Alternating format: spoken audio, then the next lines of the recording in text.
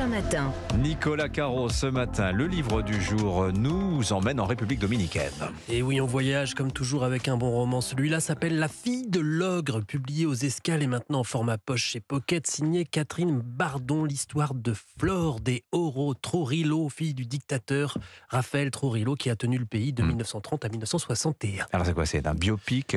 Exactement, documenté, mais c'est un roman vrai et qui commence par le début, l'enfance de Flor de Oro, le prénom déjà Fleur d'Or, c'est Magnifique, son père qui l'a choisi, sa mère se demande bien d'où ça sort, mais c'est comme ça.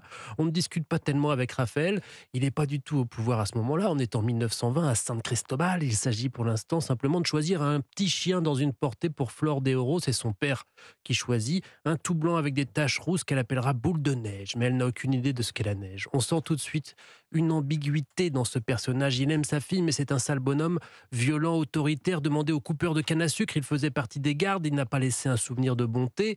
Ensuite, 1924, Flor de Oro a une dizaine d'années, elle est envoyée en France, à Bouffémont, pas loin de Montmorency, dans une pension pour jeunes filles de bonne famille.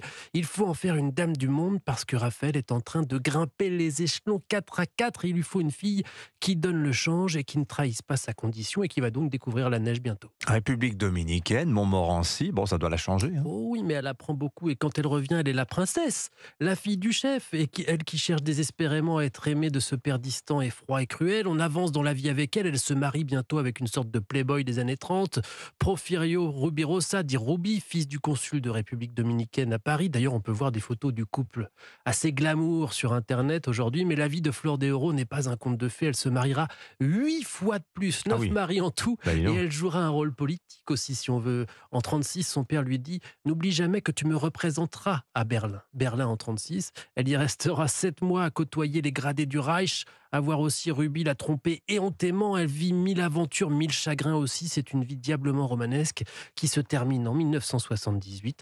Et les chapitres sont chronologiques. Alors ça, j'aime bien, on y voit très clair. Et c'est addictif. La fille de l'ogre, donc, signée Catherine Bardon, c'est chez Pocket. Merci Nicolas.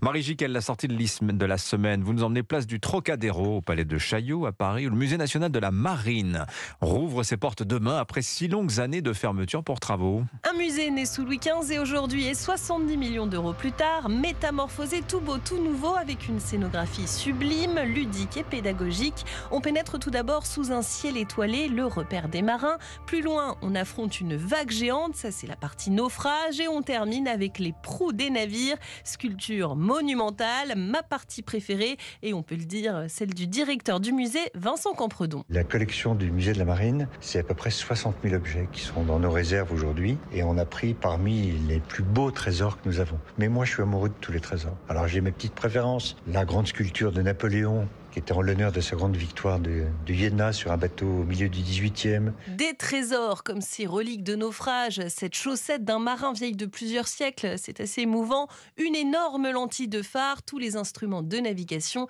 La collection, vous l'avez entendu, elle est assez riche et le parcours pense à tous les publics. Il y en a même un pour les bébés, ça c'est assez insolite. De la maquette de 3 mâts en clous de girofle à la maquette en Lego, tout un programme. Vous apprendrez aussi à faire rentrer l'une de ces maquettes dans une bouteille en verre, comme nous l'explique l'un des employés du musée. Comment on rentre alors ce bateau dans la bouteille ? Le mât est baissé, il y a une petite file qui est tirée, qui est accolée au mât. Et donc on rentre d'abord le tronc du bateau et ensuite on tire le fil et les mâts se relèvent à l'intérieur de la bouteille. Fastoche. Mais il va y avoir des ateliers pour le faire, mais j'aurais peut-être pas dû le dire parce que c'est un secret. Alors il y a la partie exposition des objets, mais il y a aussi un espace dédié à l'actualité de la mer. Le musée veut montrer que la marine nationale française est puissante et donc apparaître comme un élément du soft power français. Merci beaucoup Marie Jiquel, merci Nicolas, merci Vincent. Ça vous tente le retour du musée de la Marine, Vincent? Fort bien, je m'embarque dès demain. Allez,